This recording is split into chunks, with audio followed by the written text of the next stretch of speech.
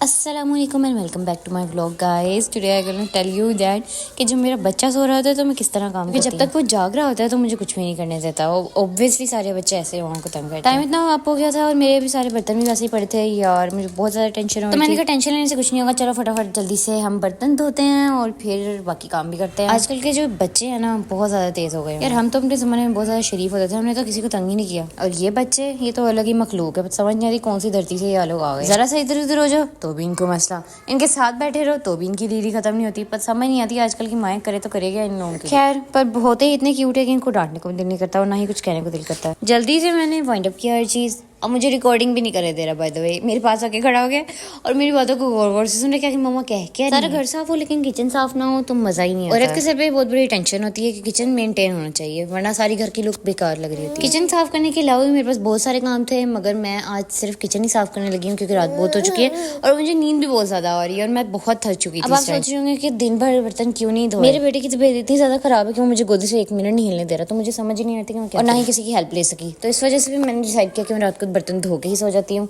क्योंकि मैं उस टाइम थक भी बहुत गई थी और सारा दिन सिर्फ बैठ के गोदी में ले के बेबी को तो खड़ा भी हो नहीं जा रहा था। मेरी लेग्स बहुत ज़्यादा स्वेल हो रही थी। लेकिन मैं एक लेडी होकर गिव अप कर दूं ऐसा तो हो नहीं सकता, तो मैंने कहा अपना काम खत्म करके ही सोया जाए क्योंकि सुबह सुबह फिर नाश्ता भी बनाना होता है इनके बाबा के लिए। और अगर थोड़ा सा फ्रेश हो जाओ तो सबको लगता है जैसे हम सारा दिन वेले ही बैठे होते हैं और यही काम करते रहते हैं। बट बिहाइंड द सीन तो कोई नहीं जानता कि ना केस के पीछे कितनी ज़्यादा मेहनत हो, ये सारा दिन क्या हुआ है क्या नहीं हुआ। लोग बस बैठ के वेले बातें करते हैं और जज करते रहते हैं। जब तक बच्चा जाग रहा था एक रियलिटी बताने लगी हूँ तब तक तो माँ कुछ भी नहीं कर सकती, खास तौर पर जब तक वो 4-5 साल का नहीं हो जाता तब तक। बेबी के सोने के फौरन बाद माँ को वॉशरूम भी नहीं याद रहता, सबसे पहले याद रहता है कि क्या क्या काम रहते हैं वो, क्योंकि अगर वो फिर उठ गया तो वो फिर से वो काम करने ही नहीं देगा। उठते ही बस ये दुआ मांग रहे थे कि अल्लाह ताला प्लीज सुबह गधे की तरह काम करने के लिए शक्ति दे दे और शक्तिमान बना दे मुझे अब पता चला कि प्यार से अच्छा किचन ही है। अगर एक दफा घुस जाओगे तो सारी जिंदगी निकलने ही नहीं देगा। पता ही नहीं चला कब मेकअप से ज्यादा मसालों के साथ मुझे प्यार हो गया। यार खाना बनाना, कपड़े धोना और झाड़ू पोछे के अलावा भी कोई काम है दुनिया में या नहीं मुझे बता दो। मुझे ये सब काम करना अच्छा लगता है, इतना भी बुरा नहीं लगता, मगर जब यार सारा कुछ करके भी सारे कहते हैं तुम करती ही क्या हो तो फिर मेरा दिल करता है कि मैं सब कुछ ही छोड़ दूं, बनने दूं घर को भूत बंगला, पड़े रहने दो बर्तन और कुछ भी ना कर। मगर क्या करूं, मुझे घर तो चलाना है ना। लोगों की जुबानों को तो हम बिल्कुल भी नहीं रोक सकते।